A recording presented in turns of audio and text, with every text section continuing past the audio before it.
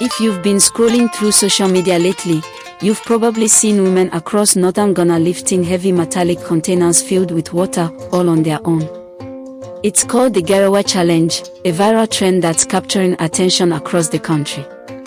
But behind the challenge lies a deep cultural story. The Garawa, a traditional metal bucket, once symbolized womanhood, strength, and responsibility. Every woman owned one, using it to fetch water for her family, a daily act of endurance and pride. The name Garawa itself traces back to Nigeria, from the Yoruba word Garawa, meaning bucket. Today, the challenge has returned, not at the riverbanks, but on social media. While some see it as a celebration of heritage, others argue it romanticizes the hardships women once faced.